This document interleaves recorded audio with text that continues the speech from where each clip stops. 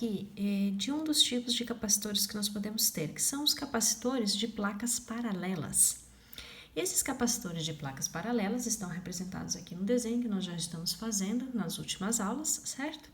Nós temos aqui, então, uma placa ou armadura, como a gente pode chamar, né? E aqui a outra armadura, material condutor. Elas estão a uma dada distância e entre elas deve ter um material que é isolante, que é o nosso dielétrico, lembra? O ar e o vácuo são muito usados e vai aparecer uma constante que tanto para o ar quanto para o vácuo a gente vai dizer que elas são tão próximas que a gente vai usar o mesmo valor nesta constante. Lembrando que uma das placas ficará carregada positivamente, enquanto que a outra fica carregada negativamente. Então, se nós representássemos aqui a mesma quantidade de cargas que eu tenho aqui, eu devo ter na outra placa. Essa organização de cargas separadas desta maneira, nós temos aqui um campo elétrico uniforme, certo? Apontando da placa positiva em direção à placa negativa. Então, esse campo elétrico uniforme nos permite, então, ter uma diferença de potencial entre as placas.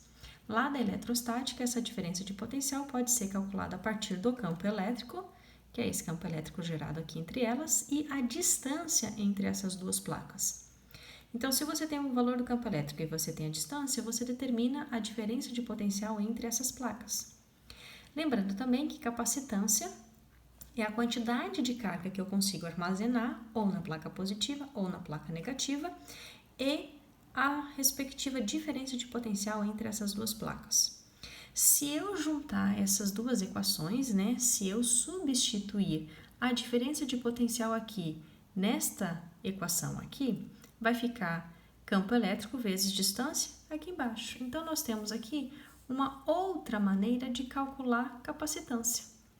Essa maneira é equivalente a essa, claro, porque diferença de potencial nada mais é do que o campo elétrico vezes a distância, ou seja, a separação entre essas placas. São valores muito pequenos, realmente, elas estão muito próximas, por isso que nós colocamos um dielétrico para que não haja contato entre essas placas, certo?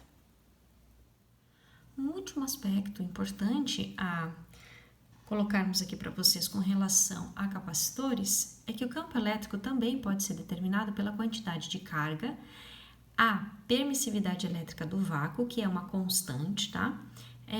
Esse daqui é o símbolo dela no vácuo e ela é muito próxima do ar, tá? Que seria o dielétrico, o que há entre as duas armaduras.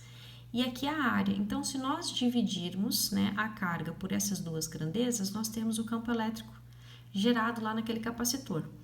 Agora, a quantidade de carga e a área, a razão entre essas grandezas, nós temos que a densidade superficial de carga, que é representada pela letra grega sigma.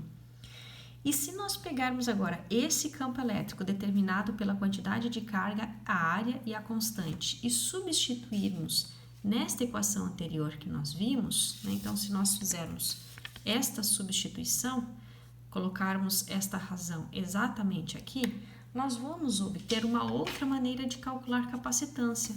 Então, não é somente esta maneira de calcular capacitância ou esta maneira. Eu posso substituir o campo elétrico aqui e aí eu chego a esta nova maneira de calcular capacitância, tá? Então, essa nova maneira aqui, o que ela vai me dizer? Então, aqui eu tenho 3 maneiras de calcular capacitância.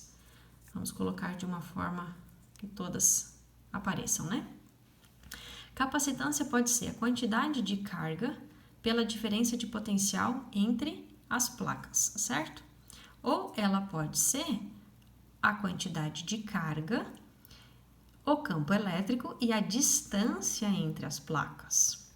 Ou ainda, a capacitância pode ser a constante, que é a permissividade elétrica do vácuo, a área das placas, de uma delas, e a distância entre elas, tá? Então, nós temos aqui 3 maneiras diferentes de calcular capacitância. Esta última aqui, ela me mostra exatamente o quê? Lá da primeira aula, que a capacitância depende única e exclusivamente das condições físicas do material. Como assim?